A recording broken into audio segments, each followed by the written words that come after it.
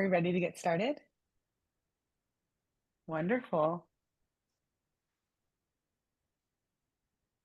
Well, I wanted to get started by saying that we are really excited for you to be here today. We are here with our first ever series, our first ever, I apologize, our first ever episode of our series that we're starting off to discuss team. And we wanted to go over at a very high level. This section will really break down what team means for your organization before January 1st and how Rainfall Health can support your internal efforts. A few housekeeping items that I wanted to mention is that there is no chat feature available. So if you had any questions, please raise your virtual hand and we will be happy to answer those questions. And ultimately, I am really excited to introduce to you our VP of Operations, Marla Brown, to get started here today. Marla? Thank you so much, Kiki. And also, I would be remiss if I didn't acknowledge Kiki and Kim, our colleagues here, our Rainfall Health colleagues that are supporting this endeavor today. So welcome. So glad you're here. Briefly about Rainfall Health. We are a SaaS company using AI for maximizing Medicare reimbursement through accountability and accessibility frameworks. Team that we're going to be talking about today includes several facility types that reflect the majority of our customer base and will be team participants. So naturally, it makes sense for us to be well-versed in this new model and thought we'd share with you all. So again, welcome. Thank you for joining today. Today is the first part of a 6-part series to share information about team. But today, we're just going to give a high-level overview of team, and then we'll speak to the rest of the series topics throughout our conversation today. All right, so let's get started. What is team? Team, the transforming episode accountability model. This is a new mandated 5-year model developed by the Center for Medicare and Medicaid Innovation, so CMMI, and is being implemented by CMS, Center for Medicare and Medicaid Services. Okay, the model goes into effect January 1, 2026. So not that long.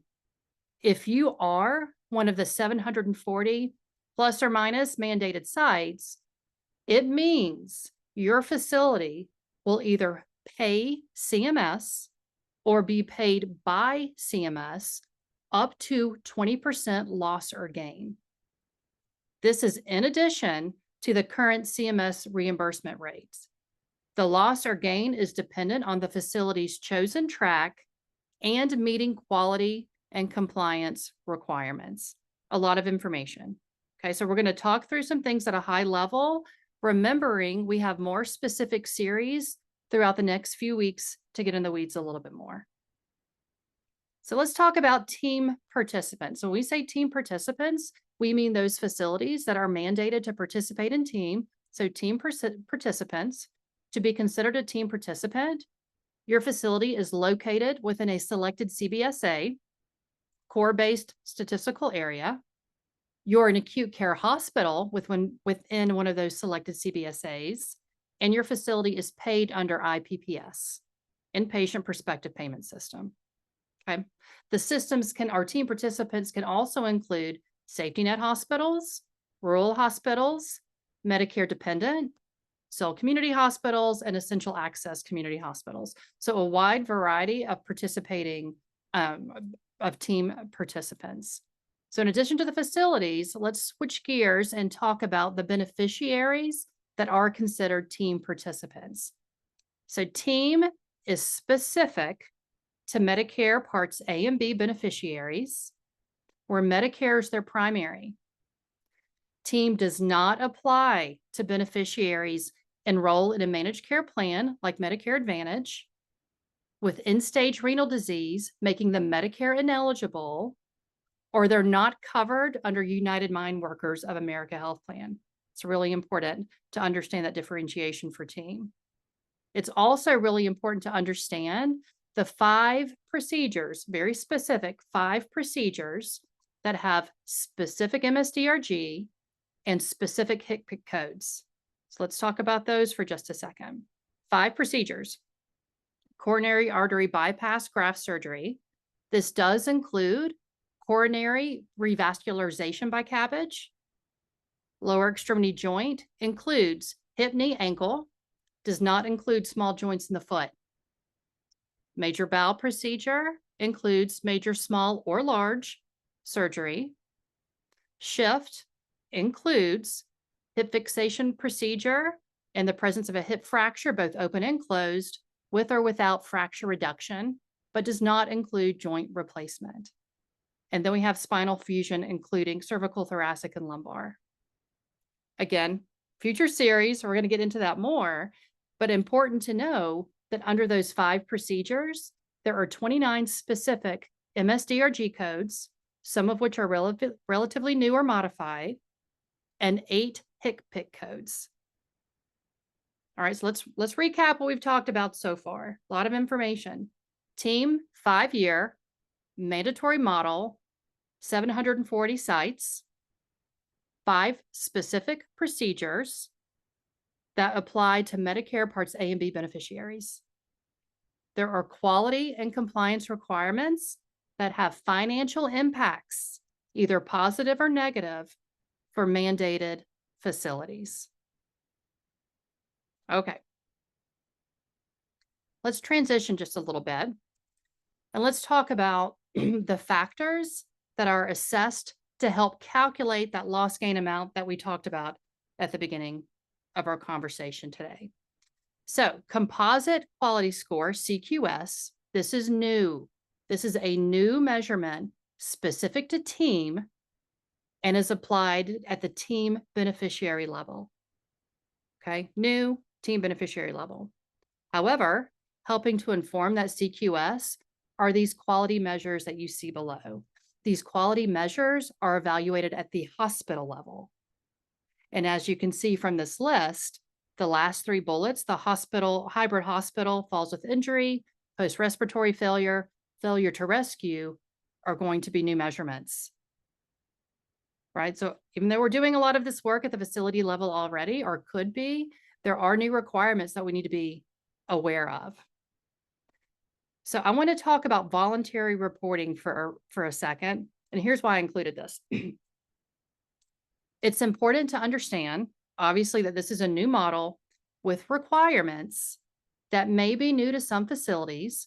There will be participant hospitals on team that have not participated in a bundled payments model before.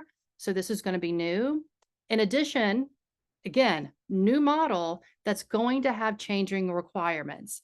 And I'm using voluntary reporting as the example. So last summer, in the proposed rule, not final yet, proposed rule, the social needs screening and the patient demographic reports that we see here were proposed to be mandatory.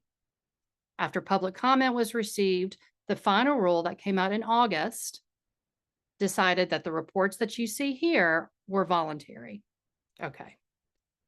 However, last week, there was the latest proposed rule of potential changes to this model came out as April 10th or April 11th.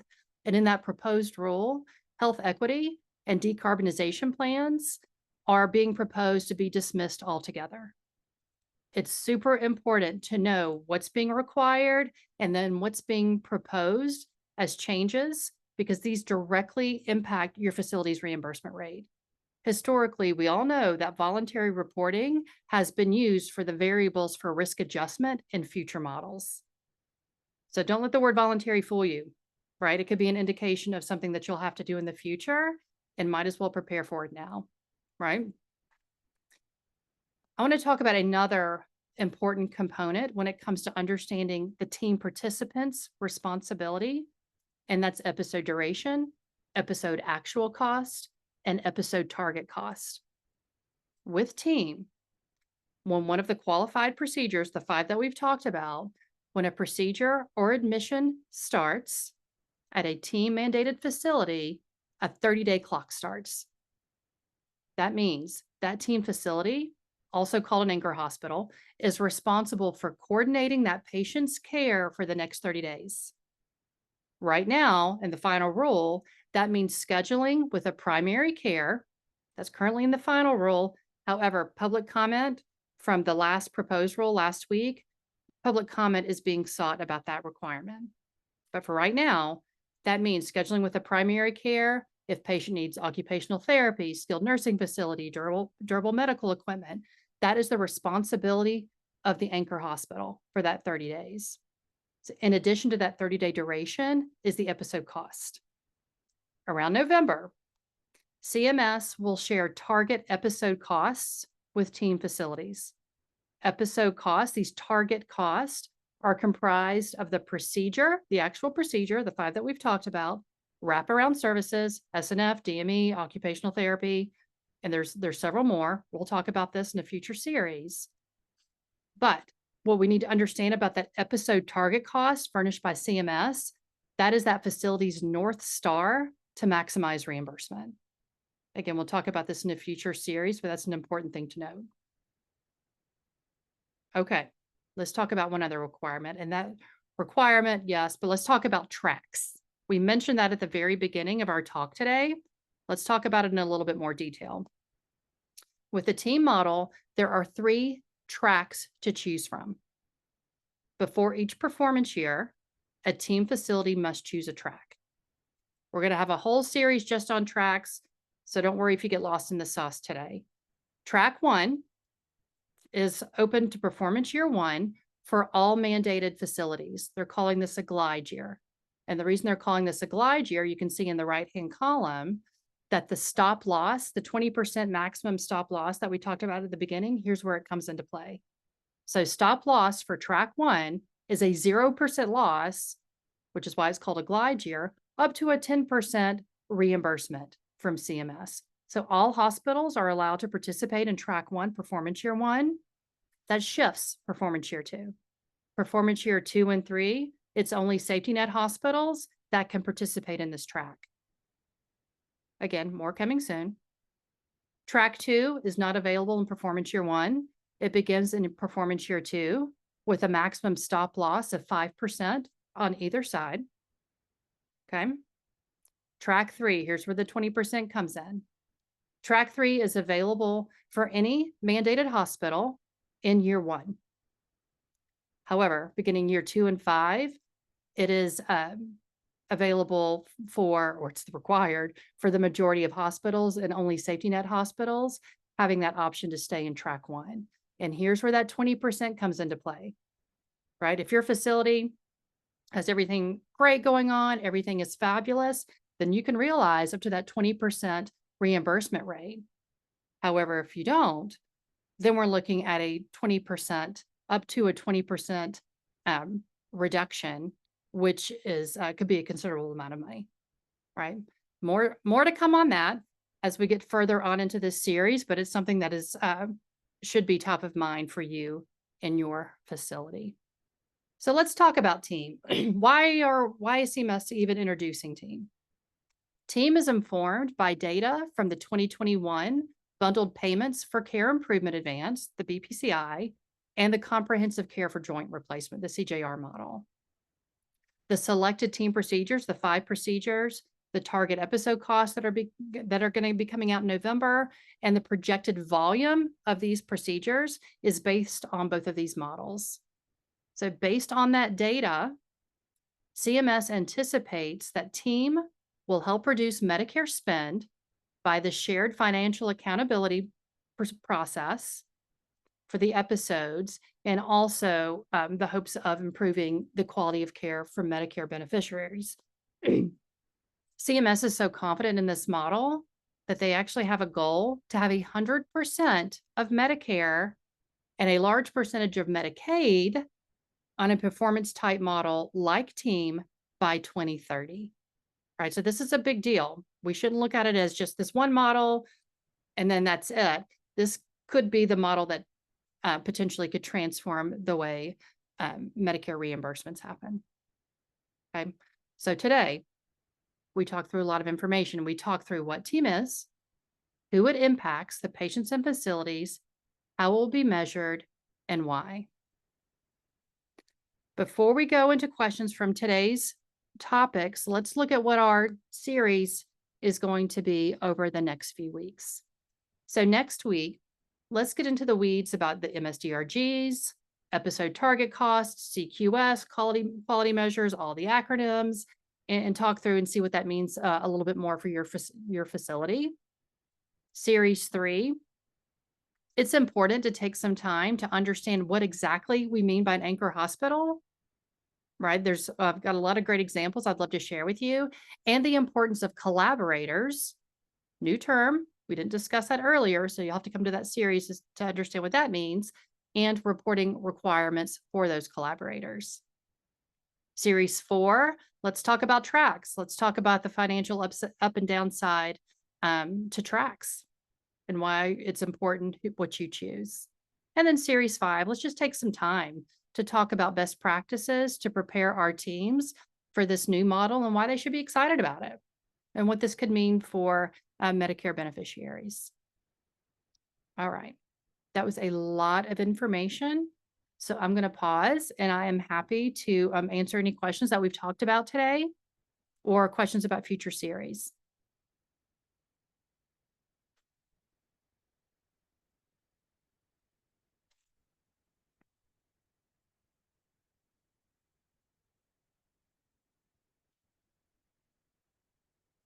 And you can raise your little virtual hand if you would just like to talk and not do the Q&A process. We have one question. It says, if our Yes. facility has been on CMS models before, does that mean we can use existing infrastructure to deliver on the T model? Can you share a little bit more what you mean about that? What do you mean by existing infrastructure? Like existing reportings that you use? Existing Yes. reportings. Yes, it depends. CMS, the T model will have some new requirements, but it's not brand new. It is meant to build off of existing models, like we talked about the CJR model. And so this T model is data informed, right? And wants to be, the CMS obviously wants this to be as smooth as transition as possible. So there is some existing infrastructure that informs this model, but again, there will be new information, especially as we get further on into this, that will be requirements.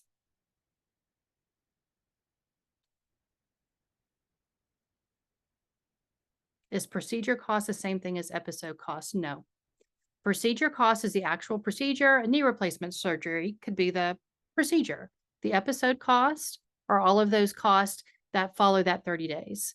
So if your patient needs occupational therapy, if they need a skilled nursing facility, down to if they need transportation, that could be the responsibility, or that will be the responsibility of that anchor hospital to make sure that patient has those wraparound services available to them. That is what constitutes the episode cost versus the procedure cost.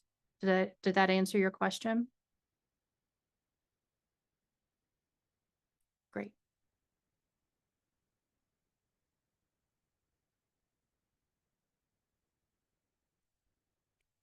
Is there anything else I can help answer today? If not, Kim, can we go back to the series slide one more time? Or Kiki, sorry. Just a reminder, I would really love for everyone to be able to join these series. There will be a LinkedIn post from our Rainfall Health that has the invite, like we did this last time. So please keep an eye out for that. If you don't follow us on LinkedIn, you should, or any of our other social media. Please, this is really, really important information, and we want you to be well poised to do the absolute best you can do. And with that, if you have questions, Kiki, would you go to the next slide? Any questions between now and next Wednesday? I'll turn it over to Kiki to share her contact information. Yes, we are really excited to continue on this series next week. Hope to see you all there.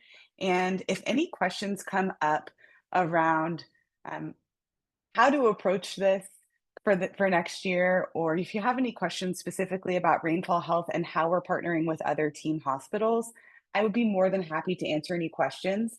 Here's my email on this last page here, and we look forward to seeing you next week. Thanks so much.